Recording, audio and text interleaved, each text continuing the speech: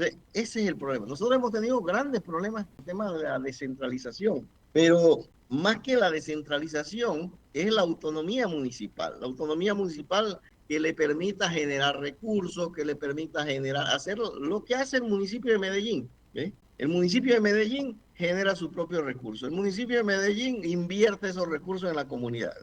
Yo creo que tenemos que ir hacia allá. O sea, de nada sirve tener una nueva constitución si es para no cambiar. Yo creo que tenemos que cambiar la forma como hacer y que el norte sea el desarrollo humano, el bienestar de la sociedad. Y aquí, Ese es el proyecto. aquí en Panamá te obligan a aprenderte la historia de Anayansi de Rufín Alfaro, Cermitos, pero no te habla. Está con nosotros nada más y nada menos que el periodista y escritor Gerardo Berroalo. ¿Cómo estás, Gerardo? Bienvenido, buen día.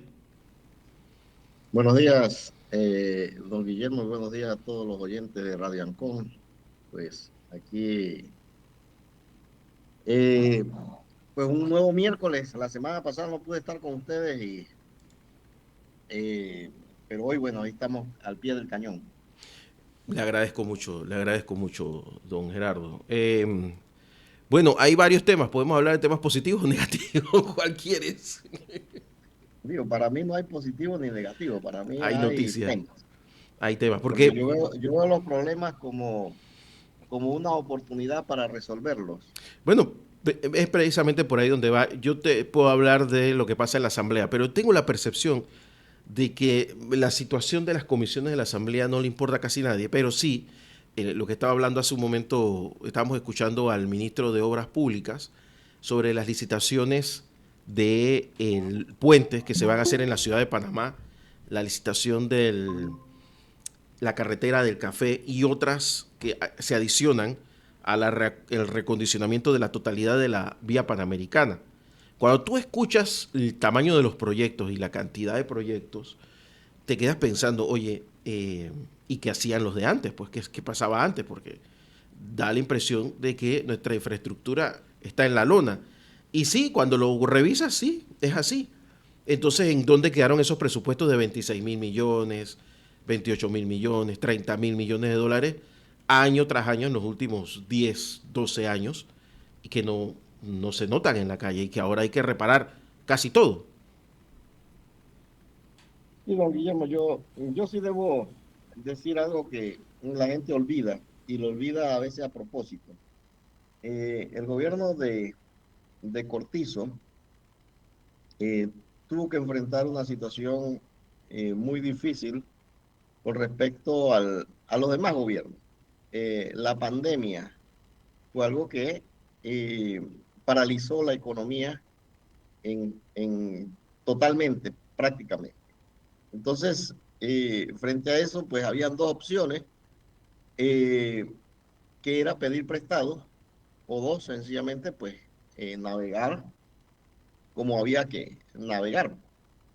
Y le pongo el ejemplo.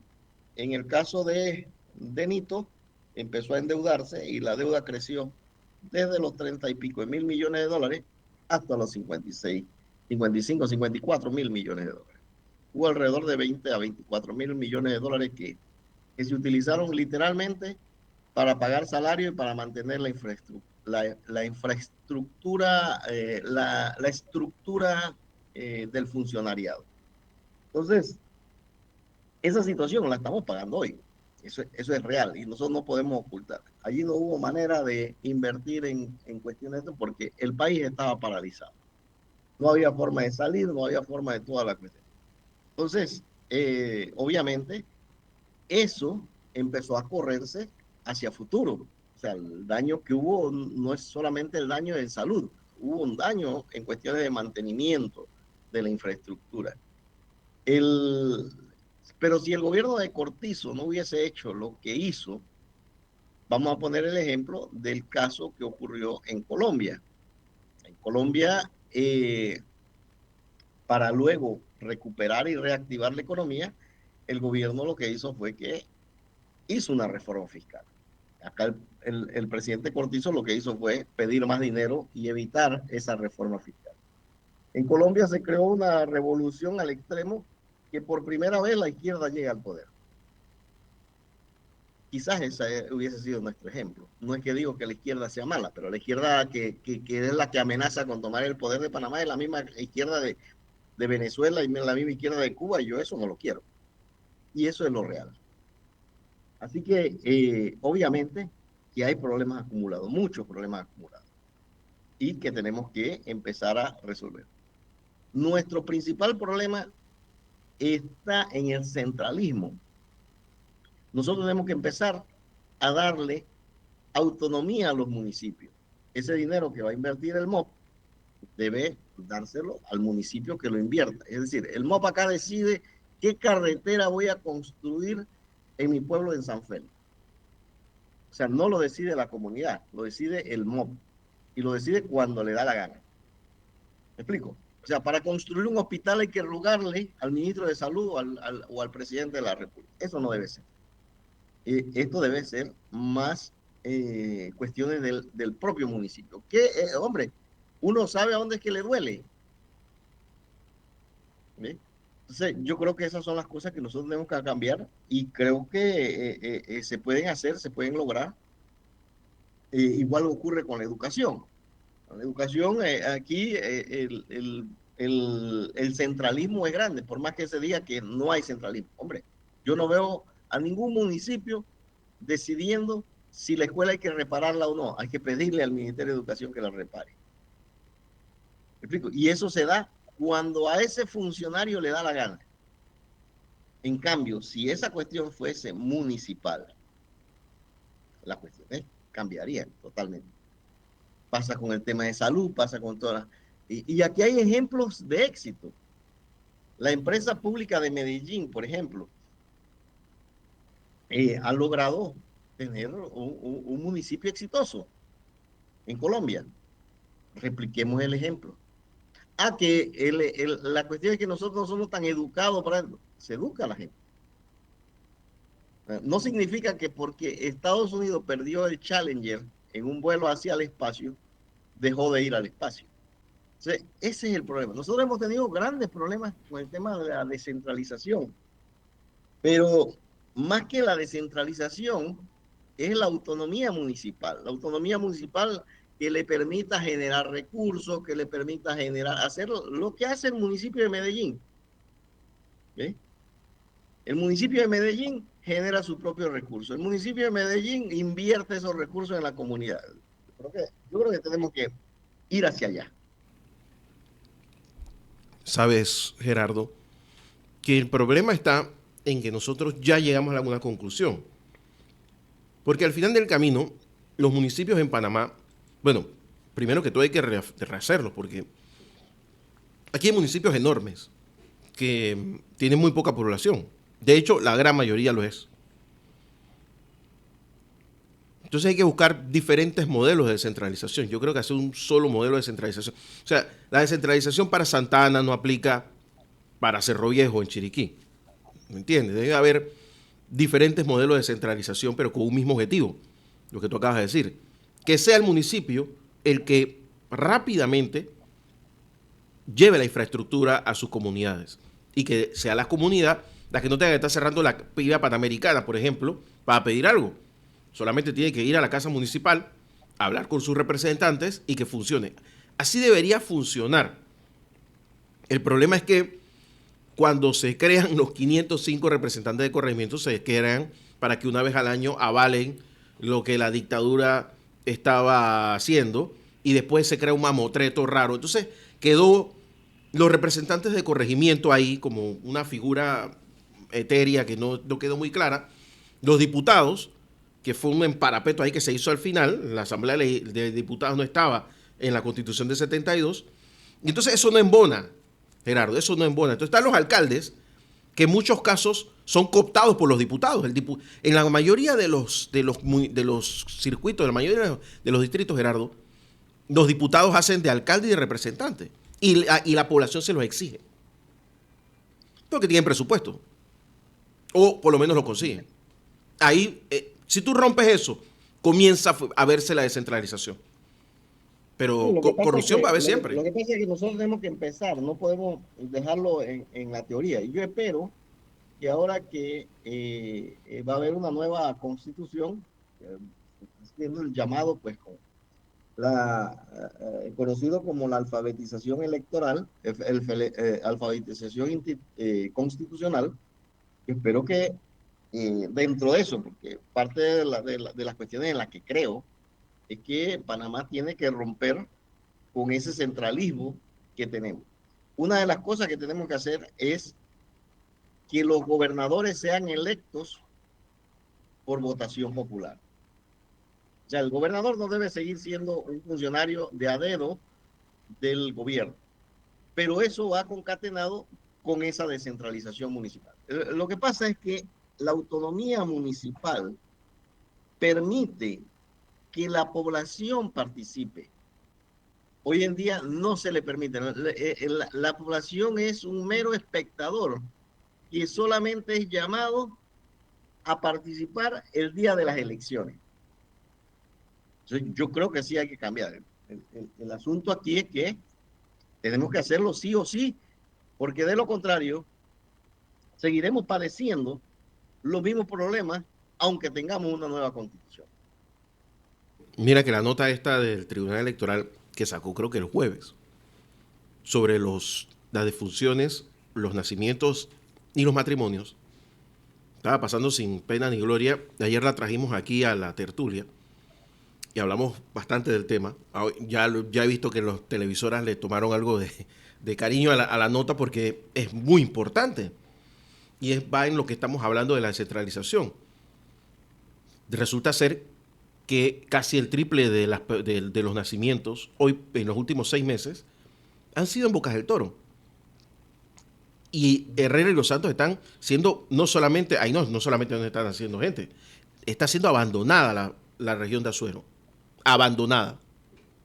Cada vez tiene menos población, cada vez nace menos gente y cada vez muere más gente. Y, y hay que, por eso te decía, hay que ver los modelos, porque evidentemente por alguna razón está pasando ese éxodo de Azuero y por alguna razón está creciendo Eso en tiene Bocas una del Toro. respuesta, don Guillermo, el centralismo. Es decir, todo se mueve alrededor del canal de Panamá. O sea, nosotros tenemos una economía transitista. O sea, la creación del puerto de Barú en Chiriquí y la construcción del ferrocarril Panamá Frontera permite romper en parte con ese centralismo. Ahora, lo que nosotros tenemos que empezar a hacer es a crear las industrias necesarias para poder darle vida a esa infraestructura, a esa nueva infraestructura. Por ejemplo, un puerto en Barú, en el área de Chiriquí, permite no solamente el turismo, sino que permite que empresas del lado costarricense, por ejemplo, puedan desembarcar allí y trasladar su mercancía desde esta zona. No necesariamente tienen que hacerlo desde la ciudad de Panamá para ir hacia allá. Igual ocurre con Centroamérica.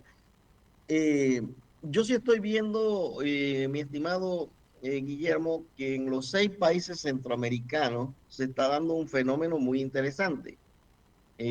Honduras, Guatemala, Belice, Nicaragua, El Salvador, Costa Rica y Panamá están teniendo un despertar. Y ese despertar va a ser impulsado por ese megaproyecto del gobierno actual del ferrocarril. Yo estoy casi seguro que Costa Rica va a unir ese ferrocarril. De hecho, ya hay un estudio, creo que con la OCDE, o si no con el Banco Mundial o el BID, algo así, para analizar esta cuestión. Entonces, eso sí va a dar un impulso muy grande a la economía regional, pero esto debe ir concatenado con esa descentralización para que los pueblos tengan desarrollo, no solamente crecimiento, que tengan desarrollo. Es decir, que la gente no trate de emigrar. O sea, figúrese que que la gente viene y vive en la ciudad porque tiene la necesidad de trabajar, tiene necesidad. Y al fin de semana trata de escaparse hacia el interior. ¿Qué tal si usted viviría y tuviera un buen trabajo en el interior sin No, no, necesidad de estar el en paraíso, el el paraíso, paraíso? el Pero paraíso. nosotros tenemos que desarrollarlo. Entonces, eso ayudaría muchísimo. Es que, ¿cuál es la diferencia de que yo esté hablando ahora mismo desde Chitrea o que esté aquí? Ninguna. Es igualmente entero de todo lo que pasa. Pero todo está acá. Y esa es la diferencia. Ahora mismo, lamentablemente, hemos trasladado todo, como tú dices, a la ribera del canal. Y yo te adiciono a eso la explotación de Cerro Colorado, la, el, porque es que es un negocio que no está en bajada, sino en alza, el tema del banano, la reactivación real y bien hecha de la industria bananera, el rescate de Puerto Armuelles, que eso es fundamental también, y ese puerto de Barú, que estamos hablando no de un muelle, de un puerto bien hecho, eso va a ser fundamental, pero muy fundamental. Y sabes que este año creo que es, o el otro, a principio del otro año, hay elecciones en Costa Rica y vas a ver que se va a discutir el proyecto del tren y le van a exigir a los candidatos presidenciales que se comprometan a llevar adelante una conexión con ese tren aquí en Panamá para llevarlo hasta la frontera con Nicaragua. Hazme caso, que eso va a pasar. Sí, sí, sí, sí. Eso va a ocurrir. Eso va a ocurrir. Yo creo que hay una gran oportunidad. Yo creo que yo veo luces claras en el camino. Lo que a mí me preocupa hoy es que los candidatos no proyectan, o los políticos no proyectan esperanza al futuro, sino que lo que proyectan es negatividad del presente y que como todo va a ocurrir, no hay alternativa, no dan alternativa. Es decir, los candidatos o los políticos están con la técnica de que yo lo voy a hacer mejor solamente si tú me eliges. Es decir, ese es el compromiso, esa es la condición. Es decir, yo para qué voy a comprar una condición así. No, usted me va a demostrar desde hoy que usted es bueno. Me lo va a demostrar desde hoy. No me va a demostrar cuando usted vaya porque yo voy a estar experimentando. ¿Eh? Entonces, ese es el gran problema que nosotros tenemos. Viene ese gran debate sobre el tema constitucional y yo creo que hay que prepararse porque lo que he escuchado por allí al profesor Miguel Antonio Bernal, o lo he leído, el profesor Miguel Antonio Bernal es que el 27 se elegirían los constituyentes y en el 28 sería la nueva constitución, para que entre a regir en el 29 y seguir el ciclo que tenemos. No sé si eso se vaya a dar, pero creo que es una oportunidad que tenemos para tener un nuevo contrato social y que ojalá que dentro de eso aprobemos la autonomía municipal. Yo no creo en el centralismo de ninguna de las formas, ni creo en reyesitos que sigan religiéndose cada 5 años, porque ya ha habido experiencia con el tema constitucional en Bolivia, en Venezuela, en Ecuador, en Colombia, en todos estos países, y la cuestión no ha cambiado.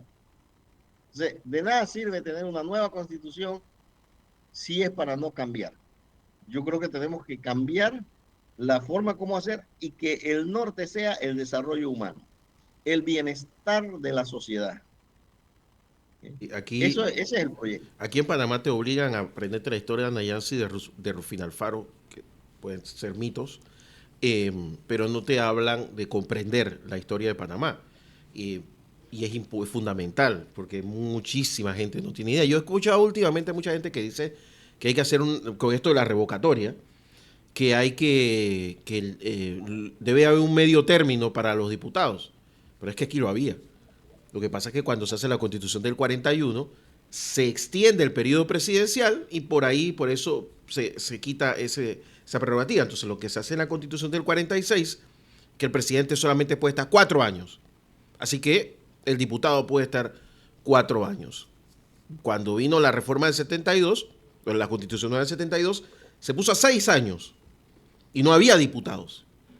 Eso se emparapetó y quedó en 5 y con los diputados que tenemos que hoy por hoy, cada año, hacen este show. Porque la gente piensa que todo lo que está pasando en la Asamblea es nuevo por culpa de los independientes. No, todos los años pasa. Lo que pasa es que lo disimulan más o menos. Porque todos los años hay que cambiar todo y hay que hacerlo de nuevo porque se hizo en otra época diferente a esta. Ese es parte del gran problema que tenemos, comprender la historia para no repetirla. Queremos tener un periodo presidencial largo, entonces tenemos que partir el periodo de legislativo. Pero si podemos tener un periodo corto, no tenemos que estar haciendo revocatoria de nada. En 4 años está bien Sí, para un yo presidente creo que y que la se mitad, relija una vez. Y que se primero relija tenemos una que vez. elegir los diputados pueden ser 71, como puede ser 100, o como puede ser 51, eso no importa. El Ese de asunto aquí es 500. que, el asunto aquí es que esos diputados, pues, se elija una mitad en la elección presidencial y la otra mitad a mitad de periodo. Yo creo que esas son las cosas que nosotros podríamos establecer como pesos y contrapesos para poder que el gobierno funcione mejor. Eh, Creo sinceramente en que sí necesitamos un nuevo contrato social que nos permita catapultarnos hacia el desarrollo. Y ese desarrollo parte de exigirnos un nuevo sistema gubernamental. Yo creo muchísimo en el sistema parlamentario porque, como lo he repetido muchas veces, el sistema presidencialista se ha experimentado de mil formas y de mil maneras en América Latina y ningún país de América Latina se ha desarrollado. En cambio, la mayoría de los países con un sistema parlamentario ha logrado llegar al desarrollo. Y ahí están las pruebas. Esta conversa la tuvieron 360 años antes de Cristo los señores eh, Otanes, Megarizo y Darío, tras la muerte del rey Cambises en el imperio persa. Y nosotros hoy, 2360 años después, todavía estamos discutiendo la misma cuestión. Pero la prueba está allí. Los países nórdicos son un ejemplo, ¿eh?, de lo que se puede desarrollar y lo que se puede hacer. Así que tenemos una gran oportunidad y tenemos que aprovecharla. Y no es una cuestión solamente del gobierno, es de cualquier ciudadano que tenga la voluntad de decir, señores, este cambio hay que hacerlo. Yo no creo en esas personas que se dejan convencer por el hecho de que alguien lo dijo. No, tú tienes que leerlo y tienes que comprobarlo. Y yo me he dedicado en los últimos años a estudiar la mejor forma de gobierno. Y creo que la mejor forma de gobierno está en un sistema parlamentario que funcione. La gente dice, ah, no, pero vamos a tener los mismos diputados de hoy. Yo creo que no, porque parte de un hecho de que si el diputado se elige, no por los circuitos estos que nosotros tenemos que generan caciques de pueblo, sino de forma provincial, es decir, esa persona no podrá aplicar el sistema del clientelismo para poder ser electo. Tiene que poner el convencimiento real de su sapiencia a la hora de ejercer esa función pública. Entonces, yo creo que nosotros tenemos que tener coherencia en estas cosas para poder tener una buena constitución. Y yo sí creo pues que aquí tenemos que empezar a estudiar y parte es de nosotros como comunicadores de orientar a esa sociedad que necesita que se le diga exactamente qué es lo que viene y lo mejor que le conviene. Don Gerardo Berroalo, muchísimas gracias por estar con nosotros otro miércoles más. Te mando un gran abrazo y nada, nos hablamos la otra semana, ¿te parece? Nos hablamos la otra semana. Cuídate mucho, Buenos por días. favor. Hasta luego. Gerardo Hasta luego. Berroalo, presidente de destinopanamá.com.pa, periodista, escritor con nosotros aquí en La Mañana Ancon. Vamos a la pausa y regresamos.